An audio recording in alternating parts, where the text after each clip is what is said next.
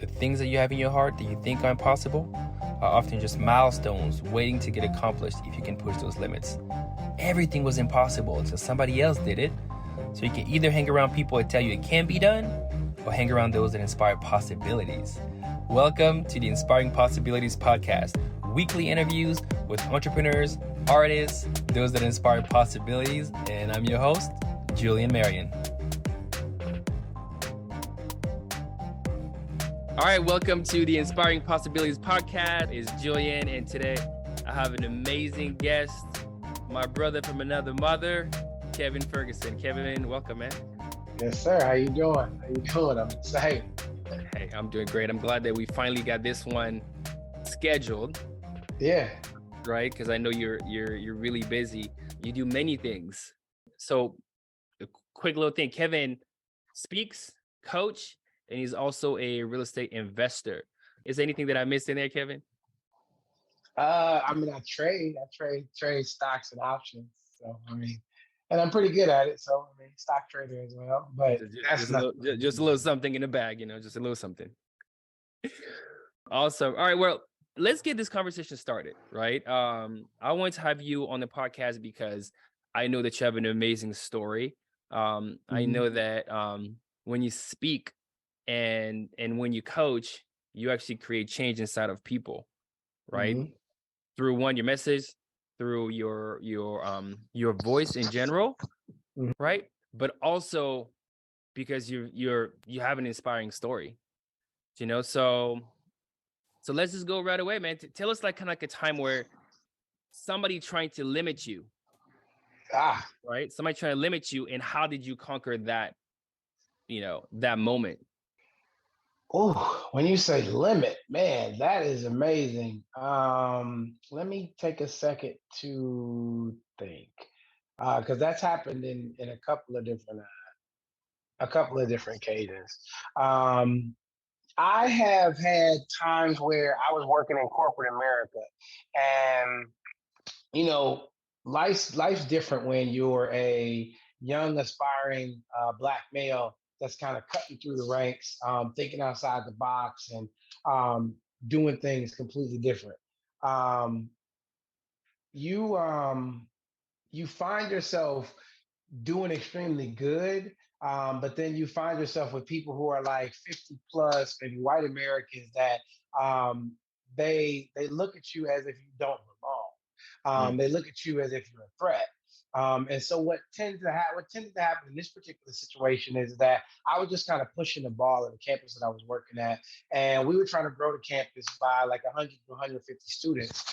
And within 6 months, I had grown the campus by 200 students, and I really had a goal to kind of double that output. And then my campus president, she came to me and she said she felt like we were growing too fast and that we weren't capturing the right students.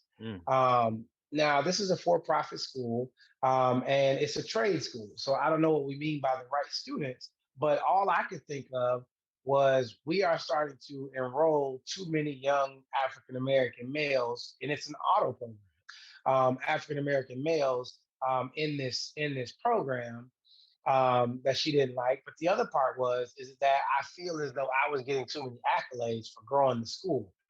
The history is that prior to that, maybe 4 or 5 years prior to, the school had 5 years of consecutive losses. So I come in 6 months and I have almost hit what we call our campus goal in 6 months' time, and is looking to double this thing.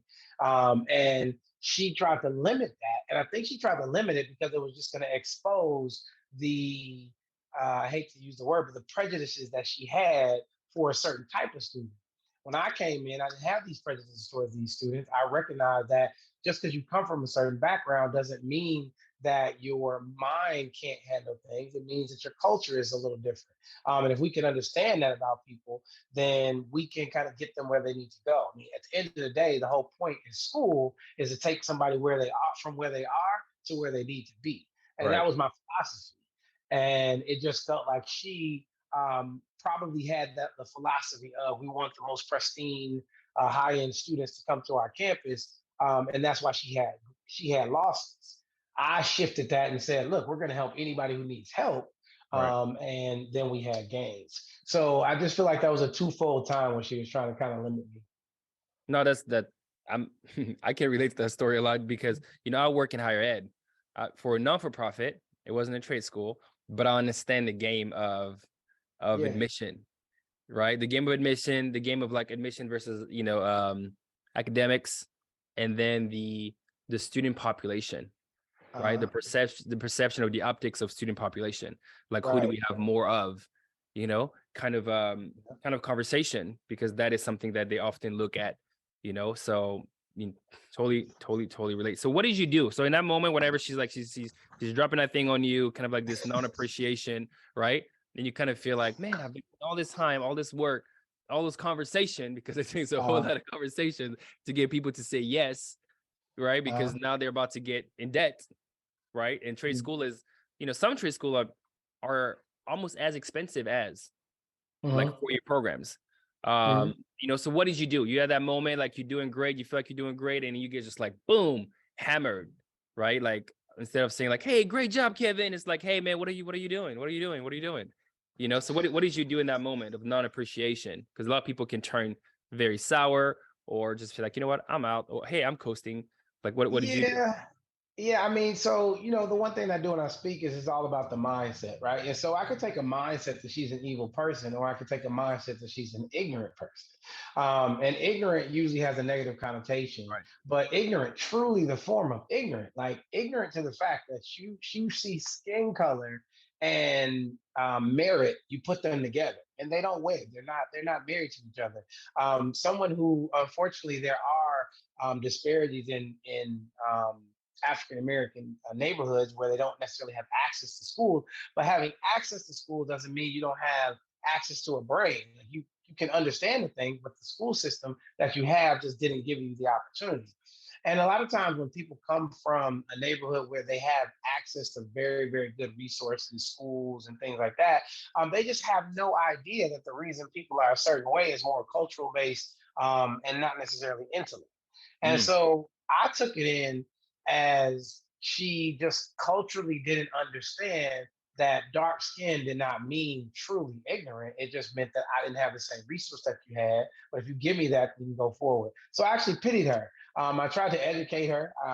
That didn't work at first. So what I did was I called on the director of education to pull me some statistics, just to show her statistically that the student that she thought we shouldn't have yeah. was graduating at an equal to, or if not a higher rate than everybody else, all the other peers.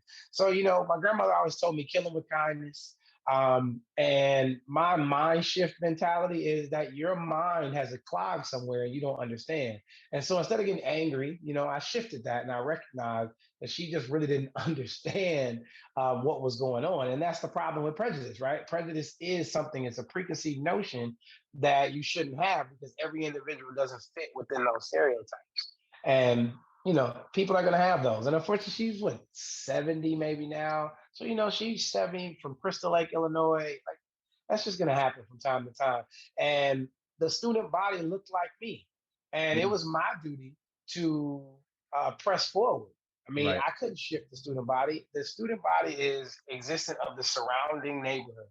And if that's who self-selected to come to that school, then that's who I'm going to enroll. And we're going to try to get them some of these good jobs that you find in corporate America. Awesome. So mindset shift, right? That Mm-hmm. was kind of like the big one. So Mm-hmm. you go by Mr. Great Day, Yes. right? So talk to us about that. How did that come about, and why the staple? It's always a great day. Oh, well, because it is always a great day. So, I mean, again, sticking on my mindset, right? So, it's always a great day is it's more of well, it's an acronym, but you really are like, it's self-talk, right? And so, what I want you to do is use it as an affirmation. So, when you hear like it's a great day, you know why? 'Cause it's always a great day, right? I want to play that in your head. I want you to play that over and over and over and over in your head. And if you're familiar with the concept of self-talk plays in your head at a speed much faster than regular speech. And this is kind of what talks to your subconscious. So Mr. Great Day came in because this is actually related to my journey in corporate as a director. I would come to a school in a similar situation, but we had a president that was much more in tune.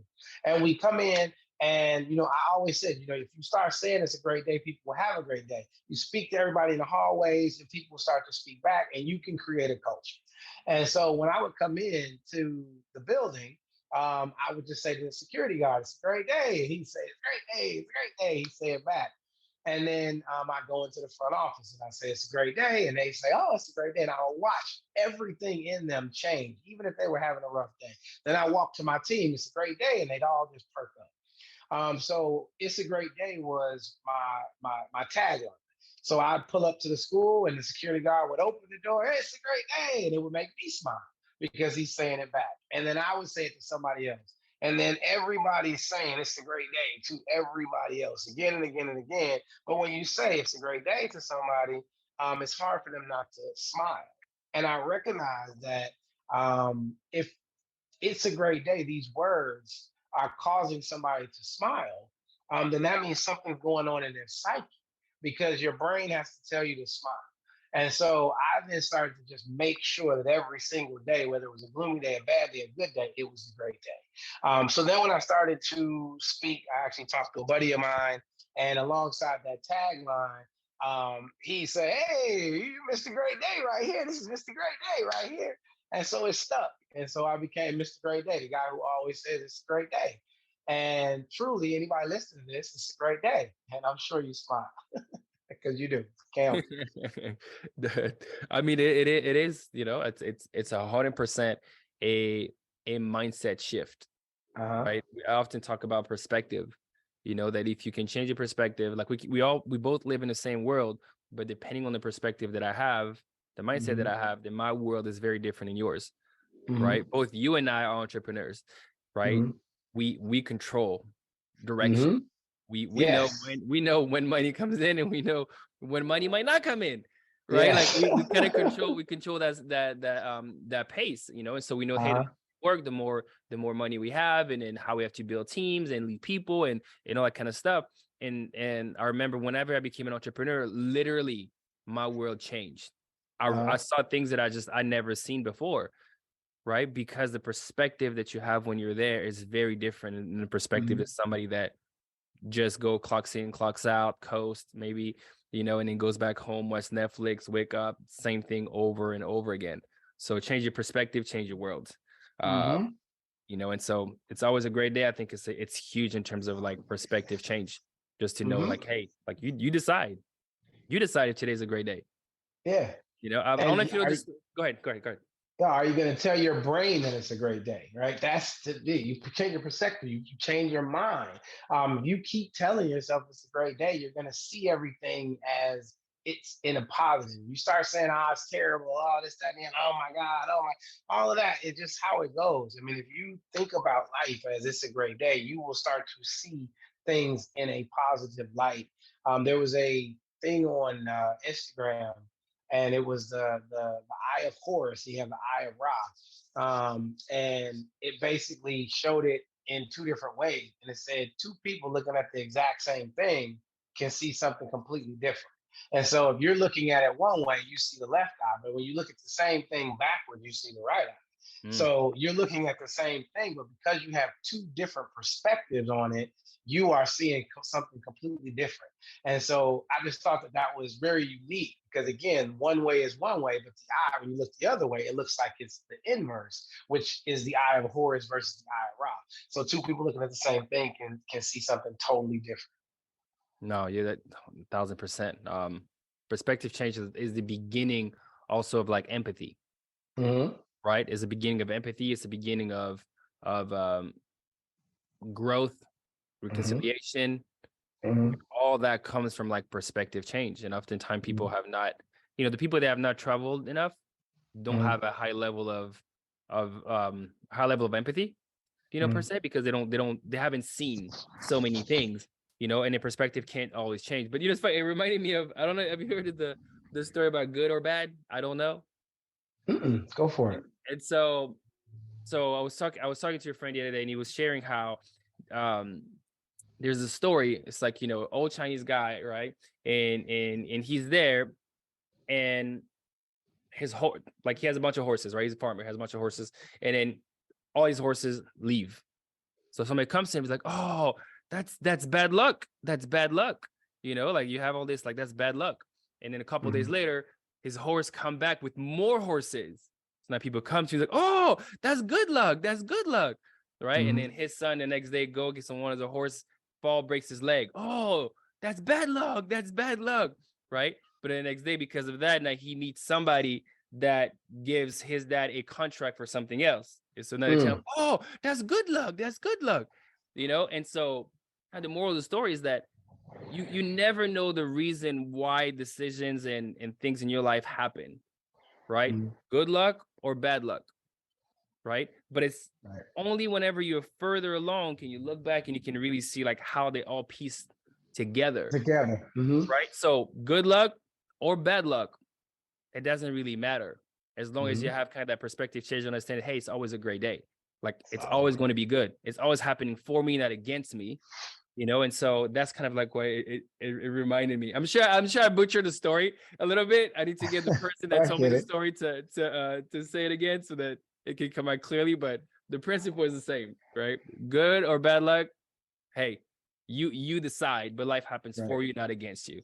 Um, so awesome, awesome. So we talked about that a little bit, right? That you're a real estate investor, Mhm. right? Now, in the world of entrepreneurship and I guess even just wealth growing, money growing, real estate is kind of like right there at the Uh-huh. top, right? Everybody wants to come in and have an Airbnb, have a rental property, Airbnb my room that I don't use, buy a Right. house with 5 bedrooms, rent each Uh-huh. room with their own door and all that kind of stuff, Uh-huh. and many people get burnt because they don't Yeah. understand the game of real estate because it truly is a game. Mhm. So I want to kind of start that conversation. Like how did you get into real estate investment? What did you learn? And some of maybe the do's and don't, for those listening. Ooh, so there's a lot of don'ts. Everybody wants to do. I got into real estate when I was 20 years old.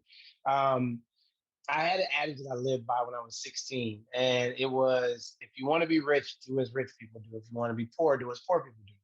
Now, I don't know where I picked that up over life, but I picked that up over life. And so I never felt like I wanted to do anything. Like when they offered the 401k, that's how I got into stocks because rich people had 401k. I mean, rich people had stocks, poor people had 401k. That was just my eyes. That's what I saw. I never heard anybody rich talk about a 401k.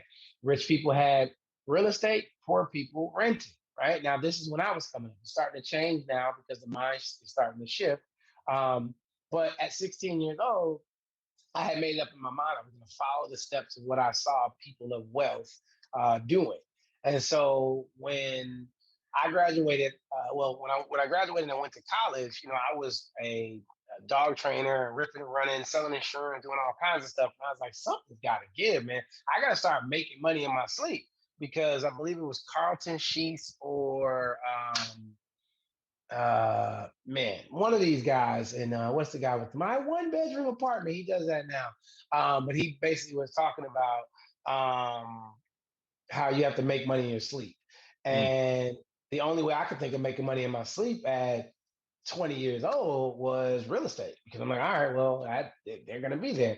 So I basically leveraged, I think it was Buy Owner was the name of the thing where you could basically look for properties that were for sale by owner. mm, So I used to stay up late at night watching Carlton Sheets come on, and he was always talking about the no money down concept. And the no money down concept was simply that you can go to a bank or you can find a distressed homeowner that's ready to kind of get out. And if he's ready to get out, you can kind of negotiate terms. And those terms can also be that you put no money down and receive money back at the close. Well, I'm 20 years old. I'm a gunslinger, so let's go do it. Let's figure it out. So I look up my owner. I find a guy. I go and we talk, and he's ready to get out. He's got a rental where he's ready to move from Chicago to Michigan, and he's ready to leave. So I'm like, I don't have any money. Right. I don't have any money, but I got the credit. So I was wondering if you would be willing to work with me and give me credit back at the close for closing costs. And he's like, yeah. So he's like, how much you got? Like, got me a loan officer. The loan officer was like, no, ask him to give you closing costs and $7,000 back. Mm. All right. That's So I good. go to him and I say, hey, look, if you really want to get out of this thing, um, I'm willing to buy it. I got the credit. My loan officer says I can get it done, but I need you to credit me closing costs and 7 grand back at the close. And he's like, bro, I can't do that. I'm like, well, then I can't make the deal work. I can't make it work. Now I'm 20, so I'm willing to walk away from the deal. Right. So one do of real estate is be willing to walk away from the deal. If you're not willing to walk away from the deal, then a lot of times you won't get the best deal because you're just taking anything that's laid at your feet. So I was willing to walk away from the deal. I didn't call the guy. About a week later, he calls me. He's like, all right, man, I really got to get out of this thing. Let's do it. So that was how I acquired my first property. No money down, $7,000 back at the close. So then I was hungry for another one. And I found another guy. And this time I negotiated no money down, $12,000 back at the at the close. When I was a rookie. And that money sounded really good, but that property right there has been a nightmare. All I saw was zeros and zeros and zeros. I'm 22, 23 years old. I'm getting ready to buy my second property. My first was a multi-unit. I'm getting ready to buy my second property, no money down, and I'm gonna get 12 grand back to close. Man, I just did what they did. I did what Carter Sheep did. I'm ready to put on a webinar until I got that property. And that $12,000 I have put that money back in that property several times over because I didn't do my homework. So Mm. one of the do's is do your homework. You have to let the property tell you whether or not it's a good investment. You can't let the money tell you it's a good investment. So just because you're going to make 12 grand back at the close, no money down, I inherited a property that needs to be painted, and not inside, the outside, which is expensive. It needed new windows. It needed a new roof, and it really had some issues with like the foundation, so it kind of leans a little bit. So it still leans. I had to replace the roof, well, not the roof yet, but replace the windows, replace all the front and the back doors, and then I had a tenant, and the tenant was in there when I purchased the property, and she completely destroyed the inside of the property. Um, there was a time when her little boys were out in the back before they were before they were going to move, and they were playing wrestling. And guess what they were using to play wrestling? My doors. Because in WWF, you slam people with stuff. So they're my closet doors. Now they're hollow, but my closet doors in their hand, and they're cracking each other over the head with the closet doors. So now these doors are $100 a watt. It's a 4-bedroom, so there's 4 doors that need to be purchased, and then I got to pay somebody to put it back on. She was filthy. She had bugs, mice, all of this for the first tenant. So the 12th grand that I got back at close, I actually lost all of it and then paid at least 5,000 of it back. And she moved 7 months after I acquired the property. So I Mm. didn't do my research. I was just looking at, I'm gonna get $12,000 back at the close. I was riding off the high of getting my other property, and I just was like, okay, cool, let's do it. I got the credit, let's do it. But that property to this day has been a thorn in my side. So never fall in love with the property. Be willing to walk away from a deal. Be willing to walk away from the property. Don't fall in love with the property ever. If you fall in love with the property, then the property is like a gold digging woman. It's going to continue to take from you again and again and again. So you have to do everything on budget and everything on task. And it's just like I said, the property will act like a gold digger. Everything will go wrong. If you fall in love with it, you'll start to put things that are higher grade where you should have went rental grade, because you're in love with it. So now Right. you're painting it nice, and your tenants, because it's not theirs, they don't care. I don't care who you are, unless you are renting in a high grade market. You can't put anything in your property that's above the market grade. So if I'm in let's say I'm in a place that the rental market is $2,500 a month, right? And that's a 3 bedroom. There are certain things that I'm going to put in that property that I'm not going to put in a property that's renting 3 bedrooms for $1,500. And this sucks because your mindset tells you that these people deserve good quality things as well. However, the market tells you that they don't know how to take care of that stuff. And so Mm. it's really controversial because there are one offs. And I argue with my buddies all the time about this. And it's like, yeah, there's one offs, but as a real estate investor, I have to do the pool of risk, right? I have to look at the probability. The probability that somebody with a 4 bedroom home that's spending $1,400 a month is going to tear off a door is much higher than the probability of that same 4 bedroom in a neighborhood where that rent for the same square footage is $3 grand. It's just how it goes. Yeah. So you have to do your market research and kind of know where you are, the type of people, and never fall in love. Because when you fall in love, you will make the mistake of putting things in your property that are higher than the grade that they need to be. No, I agree with you. I think falling in love with the property when you're I think even to some extent, like if you have multiple businesses, like trying to fall in love with like every single one and just like overdo some of the stuff does not always work because you're too emotional inside of decisions, and your decision making process is just a little bit altered or a lot a lot altered. So if you have to kind of summarize them in kind of like the three do's and the three don'ts for people wanting to get into real estate. All right. So do your research.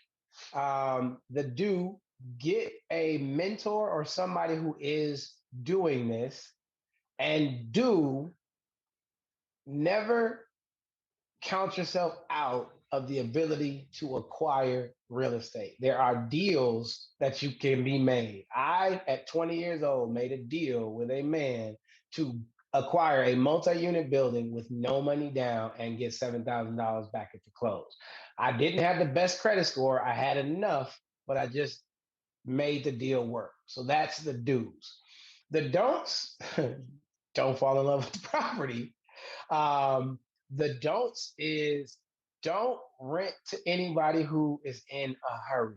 If they're in a hurry, it's probably a red flag. They're in a hurry for a reason. They're either getting put out and they have to move very, very quickly. Most people who are in a hurry are in a situation that popped up on them, and you have to think in your mind who moves on an overnight situation. Most people who are in a hurry are in trouble. If they're in trouble, they're going to cause trouble. And then a don't invest at the highest point in the market. That's hard to figure out, but the highest point in the market is usually, that's why I told you to get a mentor. The highest point in the market is usually 1 to 3 years after everybody's talking about it. So here in Chicago, there's a place called Bronzeville. And Bronzeville started off where you could get what's called a graystone building, which is like a two or three unit building, for about 150 200,000. They were torn all up. It was a low income neighborhood. We call it the low end, and that was the place to go. So you could get that particular property for 150,000. I remember I was a paramedic and I saw it on sale for 150,000. 3 years later, after the developers that came in, the Marriottos that got in, and so on and so forth, that same property I saw resell for $1.5 million. So when I say don't get in at the top of the market, it means do your research when you're purchasing and kind of know there are sites that you can kind of scroll down and see when the property was sold. And that's a complexity, but I can say that for the people who do real estate, if that's something that I would offer them, just don't get in at the top of the market, because markets, they breathe like people. They go up and they go down. They go up and they go down. So you don't want to get in at the top. You want to try to get in somewhere in the middle, and always do your math. Yeah, always do your math. Gotta That do the is, math. we got into I don't know if you heard that game before. Maybe so. Cash flow, but Yeah, yeah, it's an older game, right? But it's like, yeah. talks about like financial literacy. That was the whole game behind that. Uh, But we play that game like at home with like, my kids and my kids that are older, and then when friends come over, and that is like, part of like the getting out of the rat race. It's like accumulating mhm. real estate, but just looking at, hey, and that's what I think that kind of changed my perspective was like you get one, for example, you're like, okay, cool. So it's like maybe it's like, yeah, you have rental property that that gives like $2,500 rent, but Uh, really what your cash flowing is only like 250 mm-hmm. after everything has been taken out. Yes. You know, initially you're like, what the heck? It's only 250. I don't want to make another $250. Like that's nothing. But when you Yeah. realize that it's like, no, it's because there's so many, if you do it correctly, right? Which is kind of like what you're Mm-hmm. saying in terms of budget. It's like, no, Mm-hmm. yes, you can look at it and see, oh my gosh, I'm getting 2,500 here, 2,500 here, 2,500 here. I really have Yeah. 7,500 to play with. Whereas the fact is like, you don't have 7,500 to play with. Yeah, you got $850. There you go. You got 850 to play with. The other stuff is like Uh-huh. allocated for taxes, Yes. repairs, and everything else. Uh-huh. And And so that's why it's so important to get a mentor or somebody who is doing it. You can look online, YouTube, you can listen to this podcast, all those things, but there is nothing like having a person who is actively investing on your side because there are things that just mathematically don't make sense to you as a rookie that makes sense. And to your point, Julian, it is okay. I'm making $5,000 a month, but I have to pay my mortgage, right? The mortgage is principal, interest, taxes, and insurance. So that all is my mortgage payment usually.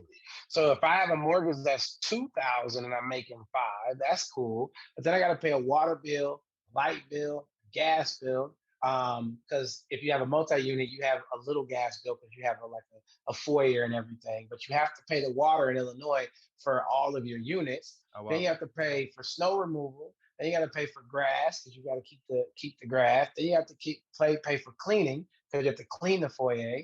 And then if anything goes wrong, let's say you're left with $1,000 a month. You're like, I got 10 grand. Oh, one thing goes wrong with that property that's flowing you $10,000 could be 2 or 3 thousand, and that 10 just went to 7,000 just that quick. When you divide 7/12, you know what I mean? Now you're making for having this property, you thought you were doing that, and it's extra $650 a month. And then if you're running to it every single day, so on and so forth, and the margins get smaller as you go to single family. A single family home, 2,500 I was telling Yep. you about, or that 3,000 I was telling you about, my mortgage may be 1,800. So now if it's 3 grand, 1,800, that's not leaving me anything, right? It's leaving me 1,200. That's leaving me $1,200 a month, and it sounds good, but I'm paying 1,800 plus I'm paying another 125, use $150 for keeping the grass up. I'm paying about a 200. If the building is, if it's bringing in three, I'm probably paying about 200, $300 in a water bill because it's water and garbage that's doing. So now that money has now got into about $400 or $500, and you're running to the property every day. They're breaking stuff, all of these things. So another tip that I would say is that you have to stack your properties. You have to do your math and know that one property is not going to give you a $1,500 margin. It's going to be 3 or 4 properties is going to give you a $1,500 margin. And the nugget I will give anybody who is going to invest in real estate, the number one thing is that if you're going to be a landlord, when you invest, you have to invest from 1 to 3. You never can stop at 1 or 2. If you stop at You're one, talking about the number of houses? the number of houses. When you decide you're going to be a landlord, not a flipper, but a Yep. landlord, you have to have it in your mind that I have to get to 3 properties as quickly as possible Why? because the margins are so insignificant that one issue at your property will take out your entire margin. It isn't until you get to 3 that all of them kind of can sustain each other. So if you have one property and the water heater goes out, or the roof starts to leak, or you need to add a window, or any of those things, it is taking. Let's just say you get a ticket, like a $600 ticket for weeds, right? It's taking all of your profit. It's gone. You have no So more you money will, coming in. You have no more money. yeah, all your profit is gone because now these little nuances are killing you. Now, when you get to 2, the reason that you can't stop at 2 is because all you did was double your trouble. Same thing. It isn't until the third one that you're back to playing the odds. The odds of all 3 of them having an issue at one time are extremely low. So now you're in sustainability. So never go in thinking you're going to get one rental property, right? A lot of people, I'm going to get a two flat. I'm going to live in one and rent out the top. It's going to drive you nuts. You need to get a two flat and another two flat. You can live in one, a two flat, another two flat. So you have three doors, because in our community, we call them doors. So 3 doors minimum. Other than that, it's going to be a nightmare. So that's just a way to have a great day in real estate. Yeah, that is definitely no, I think I think you've unlocked a couple of doors for some people, right? That have been thinking about getting into real estate, but there's some stuff that they didn't necessarily know. I mean, I think Mhm. we need, and again, like people let us know, but I think we need to get Kevin to give kind of the whole point of the podcast is inspiring possibilities, right? And some of you guys might, when you heard his story about like when he was 20 and to be able to get a deal with like zero down, and you hear those stories, and there's so many quote unquote expert instead of like real estate where they have like maybe one house or they need two houses and studying like I can teach anybody anything Yeah. about real estate. But there's in charging like 10 grand, I can teach anything, just come out, be your coach, 10 grand. Mhm. And the fact is like they don't really know much, like they just know Mhm. just a tiny bit. So Mhm. I think it'll be awesome to maybe like do like a master class or something like that, we can have you on, and just kind of give the like a roadmap for somebody that's thinking about, getting into Mhm. real estate investing. So we can, I believe in compressing time, right? I believe in Mhm. vortex. Yes. If you have, like a coach or a mentor, then what took them 20 years, you can get in, a A year. couple. Yeah, Mhm. a year time. So I think that would be awesome to, to have you on and do kind of like I said, like a master class or something like that, or workshop. So are Yeah, you down? definitely. You down for that? Definitely, I'm down for that because it does. As you see, I can go on and on and on. I mean, I've been doing real estate now it's been 20 years plus now, because I started so young. Yeah. And yeah, I mean, Not everybody knows how old you are. yeah, well, I mean, there it is. I mean, regardless, I started when I was young, but it's been that long now. And I've seen it all. I mean, when I say I've seen it all, I've gone from the good days to bad days. I've lived through COVID with this real estate. I've lived Yeah. through 2008. I bought my second property in 2008. The property I was telling you about, it was in Yeah. 2008 that I bought that. So that whole big real estate crash, lived through that, lived through the recession with it. So I mean, I've seen all the ups and downs I've had. If you follow me on Instagram or Snapchat back in the day, I've had to put people out. I've had people trash my property, like literally go in the alley and bring trash bags in and trash the property because they were angry because I had to evict them. I've had to climb in windows to get my property back, and the people have shown back up. So I've had to like hide inside with the door locked. I've Man, done we everything, should have man. gotten that I've done story. it. Next time. Oh man, you have to climb to get in. Wow, that's crazy. But I know we're getting towards the end of our time Mhm. together. Want to really appreciate you taking the time to speak to us, because I know, you're really busy with, all the different doors, we're gonna call it doors, Yes. that you take care of. And also like you're speaking and coaching. So kind of like one parting piece of guidance, for people, and then how can they get a hold of you? If they're in this place and like, listen, I've been on the market for a mentor for real estate, or Mhm. just I really have this big challenge slash issue, instead of like my Airbnb or my real estate stuff, and I don't fully know Mhm. who to go to, like Core and Google can go so far.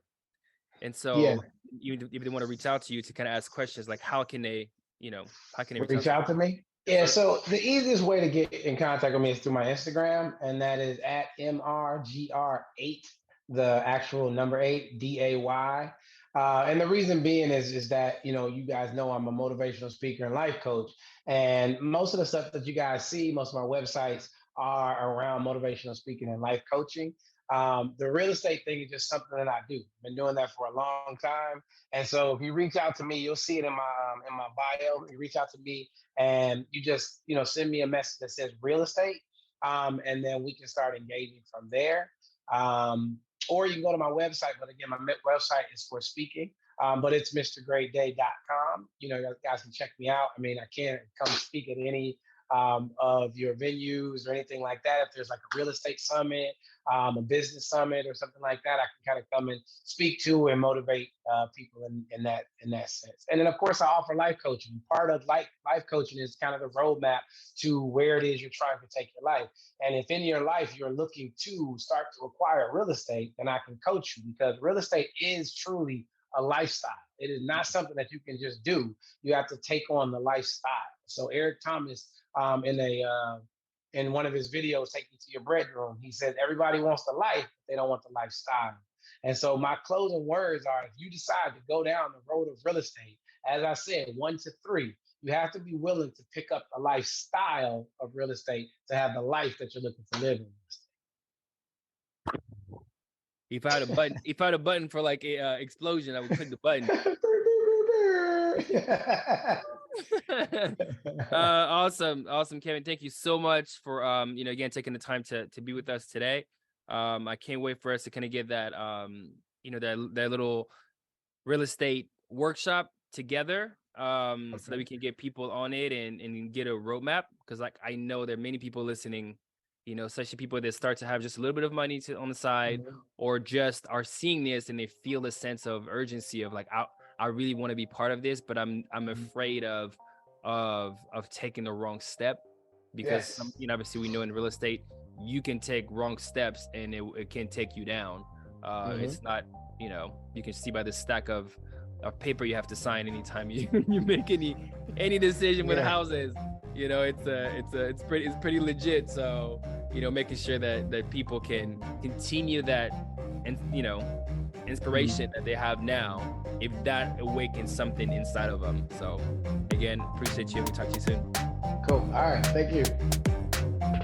Hey, I hope you have enjoyed this episode. If this is your first time listening to the podcast, make sure to drop a review. Let us know how you liked it, and what did you like about the episode that you listened to. Also, if this is your first time, make sure to subscribe so you can be notified as soon as we drop a new episode. And remember, accept compliments from everyone, limitations from no one. Talk to you soon. Bye.